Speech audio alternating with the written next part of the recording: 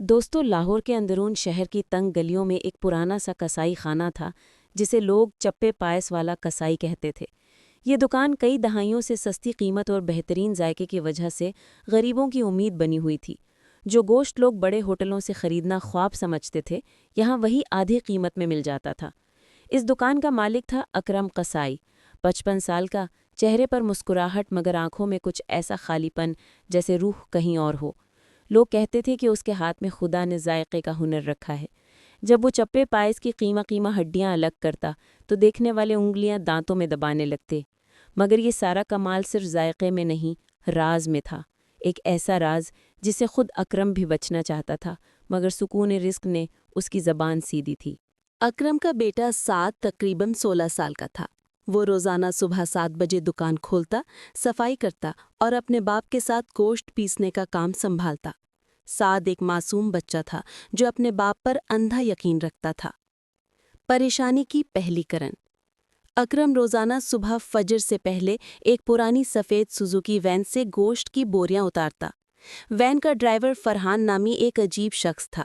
بات کم کرتا، چہرے پر ہمیشہ ماسک ہوتا، جیسے اپنے پہچان چھپانے کی کوشش میں ہو۔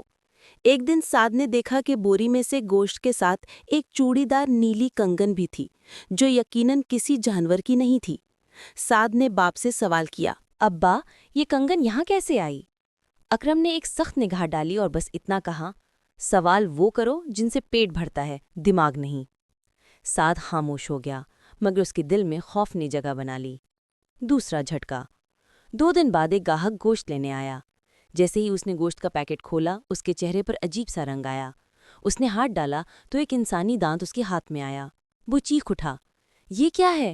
یہ تو انسان کا دانت ہے۔ گاہک دکان چھوڑ کر بھاگ گیا۔ سعد لرز گیا، لیکن اکرم نے دانت اٹھا کر پھینکا اور ہنستے ہوئے بولا، یار، کبھی کبھی قصائی جانور ذبح کرتے وقت غلطیاں بھی کر دیتا ہے، چھوڑو۔ مگر سعد سمجھ چکا تھا، یہ گوشت جانوروں کا نہیں تھا۔ شہر میں گمشدگیاں۔ ایک ہفتے میں علاقے سے 2 غریب بھکاری، ایک پاگل عورت اور ایک نوجوان لڑکا لاپتہ ہو گئے۔ لوگ چرمے گویا کرنے لگے، مگر ثبوت کسی کے پاس نہ تھا۔ صرف سعد کو حقیقت سمجھ آ رہی تھی۔ آخری رات۔ ایک اندھیری رات، جب بازار بند تھا، سعد نے چھپ کر دیکھا کہ فرحان کی وین ایک لدی ہوئی لاش لائی۔ اکرم نے اس لاش کے ٹکڑے کرنا شروع کیے، جیسے وہ جانور ہو، مگر وہ انسان تھا۔